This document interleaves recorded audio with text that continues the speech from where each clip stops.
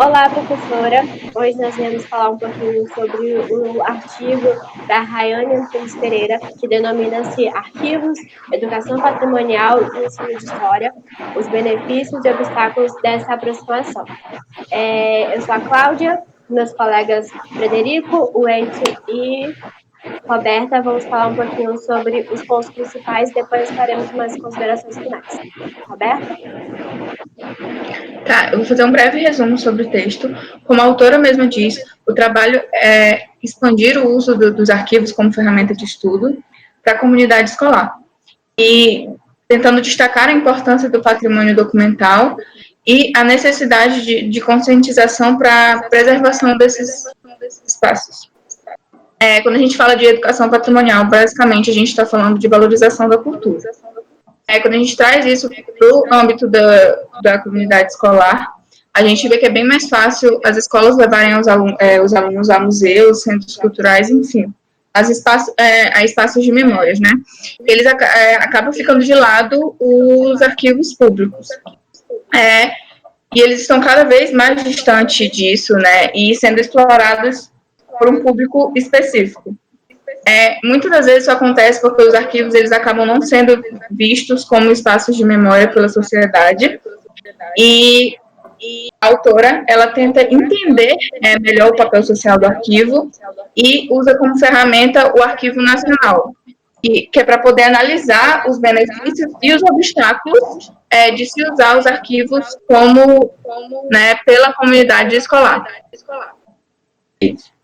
Pegando o gancho do que a Roberta falou, é bom complementando a fala dela, quando ela fala que os arquivo nacional ele não é usado pela comunidade do ensino médio, ensino fundamental, ela deixa meio quer entender que realmente os alunos não chegam a ter esse acesso, mas muito porque nem o professor faz questão de levar o Arquivo Nacional como uma memória, como a própria Roberta falou.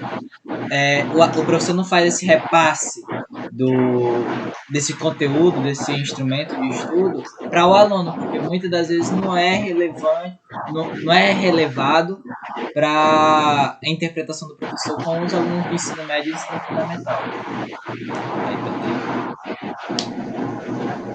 Certo. Eu vou falar um pouco sobre o ensino o patrimônio cultural e o ensino de história, que fala que a educação passa a emergir como algo importante nas escolas e principalmente para a turma de história, que pode ensinar mais coisas sobre o passado. Ele fala que esse instrumento é importante porque isso fundamenta para a construção do indivíduo, seja ele individual ou na sociedade. E que isso é importante. E um dos principais objetivos é ajudar a que eles tenham a sua própria crítica e não fiquem presos apenas a fatos decorados, que eles desenvolvam e saibam falar. Gente, só um instantinho. Quando alguém começar a falar, os outros desligam o microfone para ficar melhor, porque tá tendo ruído no fundo. Pode ser? Então vamos ter que começar de novo? Não, pode prosseguir. Pode terminar. Não, certo. Cíntia, e um dos principais problemas apontados nisso é que o ensino de história fica preso apenas a fatos passados e decoração, onde o aluno realmente não se importa ou não tem como aprender e desenvolver a sua própria habilidade crítica e análise. Mas isso é bom porque é importante para a sua formação escolar e cidadã. Há infinitas possibilidades de recursos para utilizar isso na aprendizagem e podem ser aprimorados em suas outras habilidades, como linguística, espaciais e culturais. O aluno entra em contato e cria vínculo e descobre como trabalhar dentro disso por meio das aulas e de leituras, e faz com que eles desenvolvam várias coisas e aspectos para a sua formação. Fred? Aí entrando no terceiro ponto que ela aborda, é na questão da memória, como é que eu posso dizer? Do arquivo em memória que não é cultivado, digamos assim. Porque se tem o arquivo, o registro, mas se ele não é repassado para outras pessoas, as outras pessoas não interpretam o que aquilo representa, ou que aquilo faz parte da sua história, eles acabam não passando adiante aquele conhecimento ou aquele registro.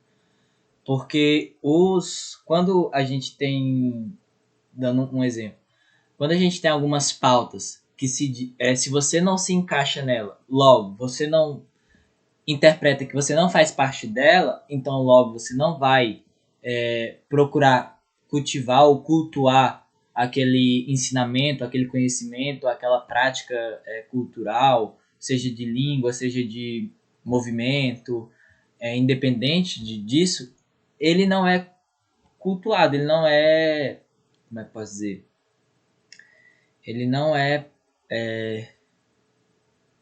passado adiante, porque acaba se perdendo com o tempo e acaba caindo no esquecimento. E quando a Roberta fala do Arquivo Nacional, que ele não se tem um estudo, não se tem um estudo no ensino médio e fundamental, mas a classe específica, que a Roberta também cita, que é geralmente o pessoal ou de ensino técnico ou de ensino já superior ou de especialização, é que aí sim vai se buscar explorar o acervo do Arquivo Nacional. Então, a autora ela tenta passar isso, tenta fazer com que os arquivos nacionais eles sejam usados pelos professores para pelos professores serem repassados aos alunos dessa, como é que posso dizer, desse nível mais baixo na escolaridade, no ensino, para dali ele já começar a ser cultivado, repassado e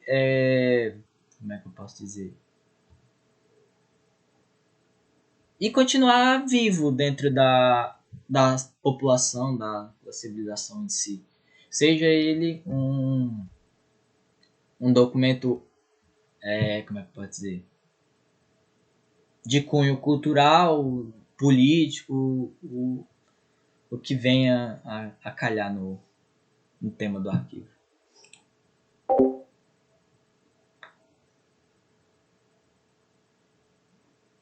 Alguém quer acrescentar mais alguma coisa que o Fred falou?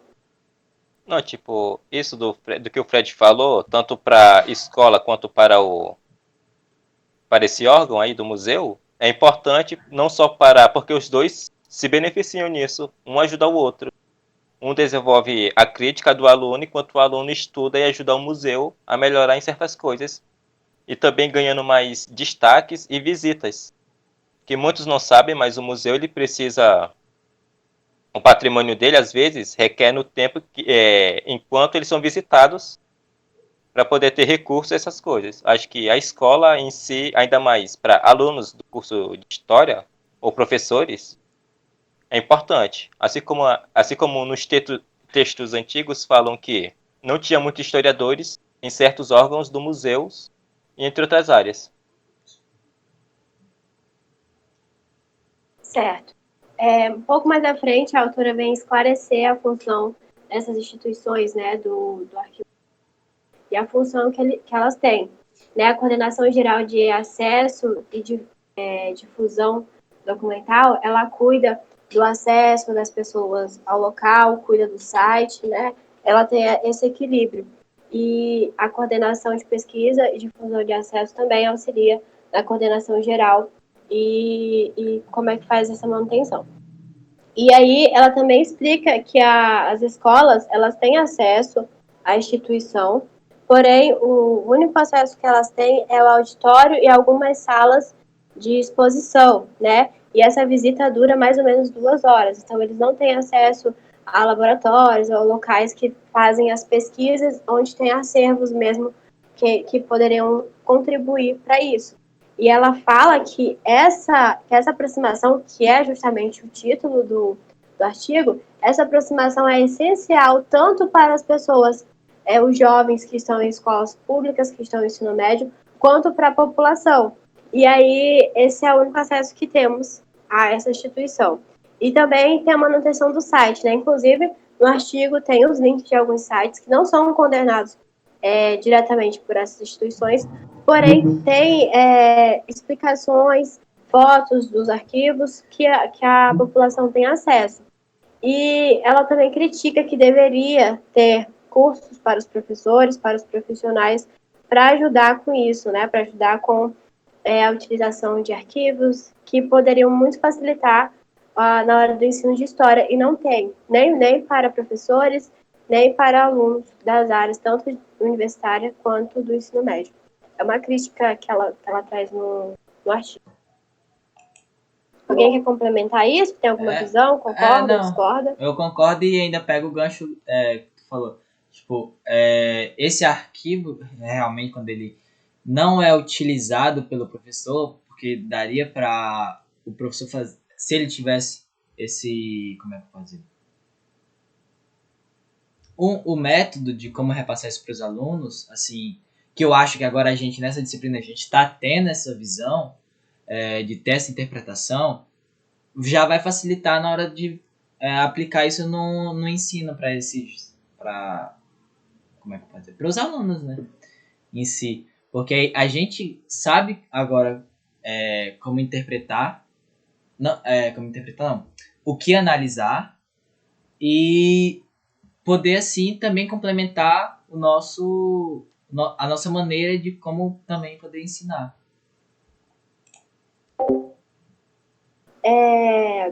E a questão que foi falada logo no começo do nosso debate é que seria bem mais simples, né, o professor pegar a turma dele e levar para o museu ou para algum lugar.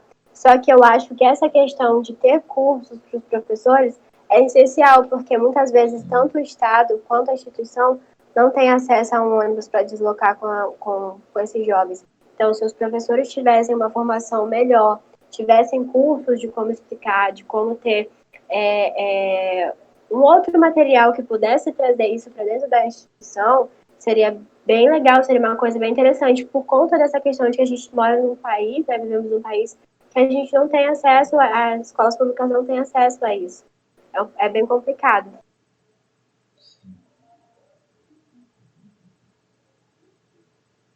Certo? Certo. Eu acho que é mais ou menos isso que o artigo vem falar, né? Ela traz a importância das instituições e também ela traz as críticas e as melhorias que poderiam acontecer, né? E com a utilização desses arquivos de aprendizagem, a gente consegue ter um aluno com um senso crítico e mais ciente sobre a preservação e a memória da sua sociedade, né? Só que para isso, como a Cláudia falou, é preciso a gente ter acesso aos arquivos e a esses documentos e a informação que eles trazem. Sim. Então, é isso. É isso. Drake, quer falar mais alguma coisa? Não? Tá bom. Não? Então é isso, né? Ele é um texto, é um artigo não muito comprido, mas ele é bem simples e bem direto, que é exatamente o que a gente, acho que tentamos passar aqui, que é exatamente o que ela quis dizer, né? Que é a crítica da falta de acesso e da escassez dos cursos e aprendizagem melhor para os profissionais da área de história. Sim. É isso. Então acho que podemos finalizar, né? Agradecendo a atenção. Acabou. Então é isso. A gente agradece, né, a atenção de ter passado esses minutos nos ouvindo. Desculpa se falamos alguma bobagem, mas esse é o nosso ponto de vista, é o que entendemos no texto, e espero que a gente tire uma boa nota a partir disso. Obrigada. Estamos aí para minha professora, não reprove.